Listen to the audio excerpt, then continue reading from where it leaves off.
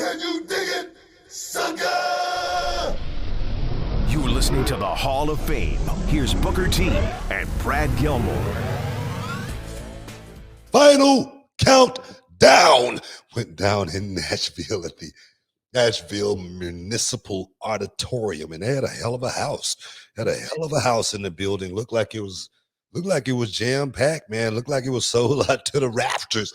And I said that if you are in the vicinity of Nashville, if you were a longtime Ric Flair fan, damn it, you was gonna do anything you possibly could to make sure you was in the building, because that's a moment, man. That's a moment that, once it's gone forever.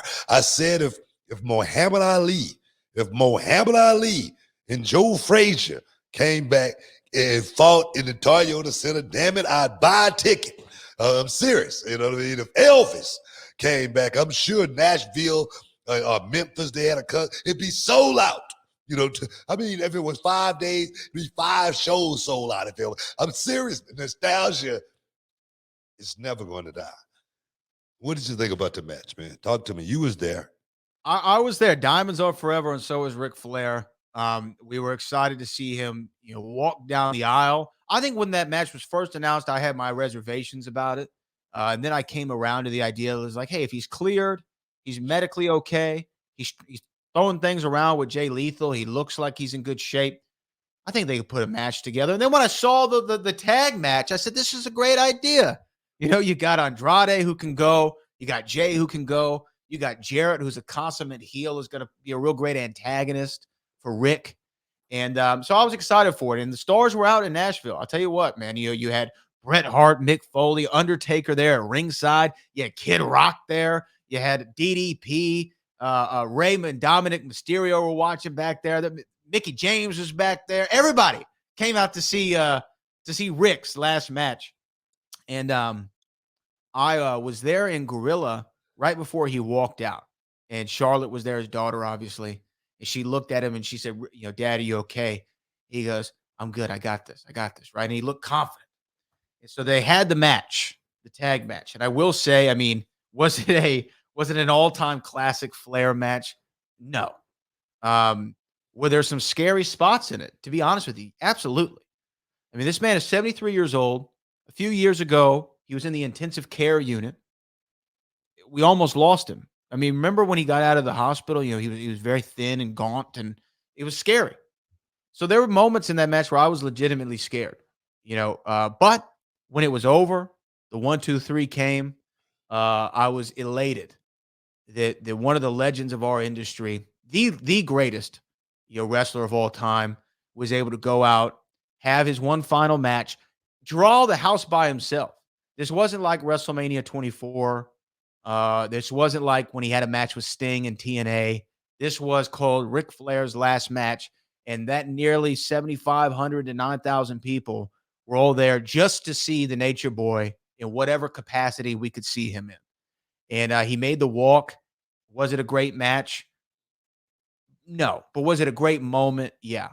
It was a great moment to see Nate be able to do what he loved and has given his life to one more time, and just have that sense of completeness in his heart. I felt happy for him more than anything. The match was scary. I'm not going to lie to you. I was frightened at a lot of points in the match, but he seemed to have it. And look, and the audience loved it. And Flair was able to cut the promo there afterwards. So I want to give the gold star to Jeff Jarrett. I thought that he just worked his behind off in that match from my perspective. Consummate heel, perfect guy to choose to be in that match. But you saw it. You got to watch the stream. I just saw it in the house. You got to watch it edited, produced, televised. What did you think about Ric Flair's last match?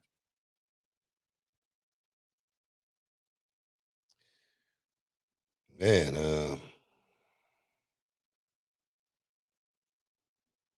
I don't know, man. I can't sit here and I can't sit here and make up stories or anything like that and try to. I don't know. I love Ric Flair. He's a guy that I've grown to have a lot of respect for, and I'm a guy that I'm a guy that had to earn, my respect, from him, when I was coming up, in WCW. I remember when I won the heavyweight championship, and I remember being in one of the bars, and Ric Flair, he told me, I'm like, Book, I'm passing the torch to you. You the guy. And I was like, wow, that was, so I got a lot of respect for Rick, to see, even when he was at his, perhaps, nowhere near his best, when he worked with Shawn Michaels, that send off was magical. It was magical. And I don't think you could have had a better send off than that, other than it not being the send off that you wanted at the time, you know, feeling like you got more to give. I get that. I totally do. But like you say, man, it was hard for me to watch it. Ric Flair, it didn't seem like he was it seemed like he was maybe laboring, coming into the match. We know he had the foot plantar what do they call it? Plantar fasciitis. Yeah, that's it. Something like that, yeah. Yeah, that's it. We knew he had that coming into it. We knew, working with a pacemaker, wasn't the greatest thing to do as well, But I'm happy more than anything that he got through it, and he can look back on it and say, I did it. I went out my way. Because I always say that as well. I say, how you gonna tell a man he can't do it? How you gonna tell a man, hey, you've had your last ride on Space Mile. How you gonna do it? You can't. So I'm just glad Ric Flair got through it, and hopefully, like I always say, hopefully he's scratched that itch, and he's not looking to scratch anymore. Let's just say that, because like you say, Ric Flair is considered to be the greatest in-ring performer in the history of this business. And I think we want to remember him that way.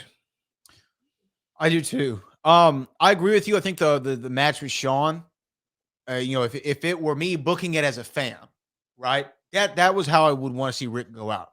The "I'm sorry, I love you" moment was so iconic, and Flair's there, in the fighting position with tears going down his face.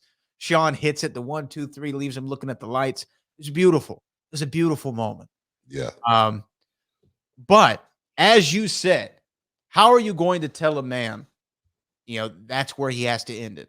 And if Flair wanted to have just one more, an event that was booked around him, and going out by putting the figure four on Jeff Jarrett, 1, 2, 3, he said something at the end of the match. He said, "I hope I didn't disappoint you." Right? Yeah. And look, was the match a 5-star Ric Flair, Ricky Steamboat style classic? It was far from it. Was I disappointed? No, and I'll tell you why. I was elated, in all honesty. I was elated to see a man who helped grow an industry that I love so much and have spent so much of my life watching and listening and dedicated to reading everything about it. I was elated to see a man like that, have his final moment in the sun on his terms. And he said, "I'm going to go out tonight and party with Kid Rock. How about that?" So it showed me that the Nate was in good spirits. And if he liked it, then I loved it.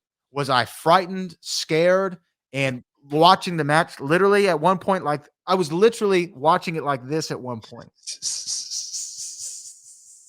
That tells me everything I need to know. I'm not even joking. I'm not exaggerating. I was watching it like going through my hands and all kinds of stuff. I was frightened. I was frightened. Well, And he had me, by the way, I got to give Nate some props. He had me at that heart spot with Jay Lethal where he grabs his chest. And I was like, oh my God, what's going to happen here? And then he pokes Jay Lethal in the eyes. Whoever came up with that spot is a genius. Oh my God, man. Yeah, right. They're genius. Okay. They're genius for that spot. Because it got the whole crowd. Hey, man, okay. All right. No, I'm serious. I got some breaking news, man. I got some breaking news. I was approached actually to have a final match next year at StarCast. Oh wow.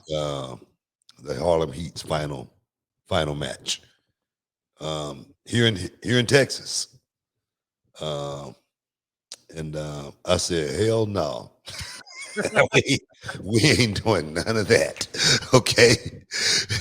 Y'all ain't, I just had a match a couple of weeks ago. My knee was killing me.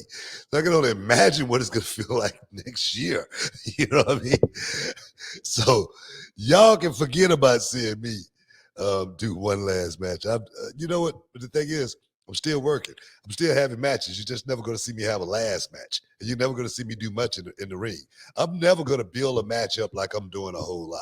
You know what I mean? One tag in, one tag out. That's it. I'm done. Where's my check? You know, that's the way I learned from one of my teachers back in the day, Hacksaw Butch Reed. Got a chance to tag with him down in the Global Wrestling Federation, man. I'm coming in one time and I'm coming out asking for my check. And that's the way you do it. So we got to take a break, man. We got to take a break. Stick around. You're in the Hall of Fame. We'll be back in a minute. Can you dig it, sucker? You're listening to the Hall of Fame. Here's Booker T and Brad Gilmore.